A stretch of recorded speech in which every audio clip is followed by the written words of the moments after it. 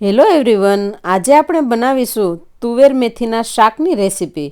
તો તેના માટે પાટિયાની અંદર 1 ચમચા જેટલું તેલ ઉમેરી દઈશું। તેલ ગરમ થાય એટલે 3 ચમચી જેટલા કાજુ ઉમેરી દઈશું। કાજુને તેલમાં તળી લઈશું। કાજુ તળાઈ ગયા છે, કાઢી લઈશું। હવે મેં 250 ગ્રામ મેથીને ધોઈને લીધી છે, આ રીતે સાફ કરી લીધી છે। અહીંયા મેથીને મેં સમારેલી નથી, તમારે સમારવી હોય તો તમે સમારી શકો। તો આ રીતે મેથીને મિક્સ કરી લઈશું તેલ સાથે।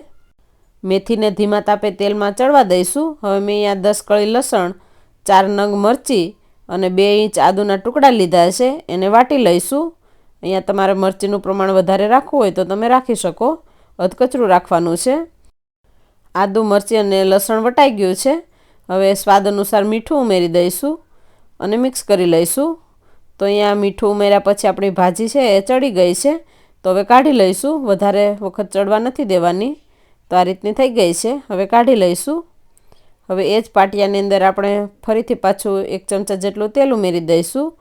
તેલ ગરમ થાય એટલે 1 ચમચી આખું જીરું, ચપટી હિંગ, આદુ મરચાં અને લસણની પેસ્ટ ઉમેરી દઈશું।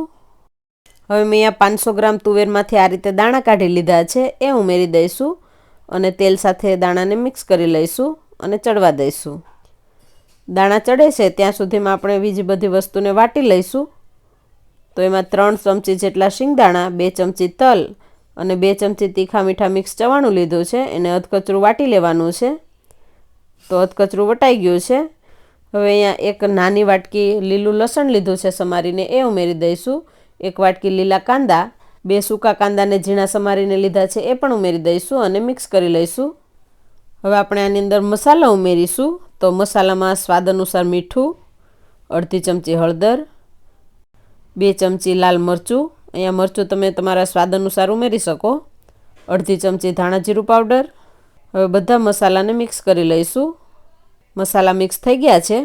હવે આપણે એની અંદર 2 ટમેટા ખમણેલા ઉમેરી દઈશું। વાટેલા શિંગદાણા, તીખા મીઠા મિક્સ ચવાણું અને તલ ઉમેરી દઈશું। હવે 1 ગ્લાસ જેટલું પાણી ઉમેરી દઈશું। તુવેર ચડે એ પ્રમાણે ઉમેરવાનું છે અને મિક્સ કરી લઈશું। તુવેર ચડી જાય પછી મેથી ઉમેરવાની છે, તળેલા કાજુ પણ ઉમેરી દઈશું અને મિક્સ કરી લઈશું। શાક ચડી ગયું છે, હવે ઉપરથી ઝીણી સમારેલી કોથમીર ઉમેરી દઈશું।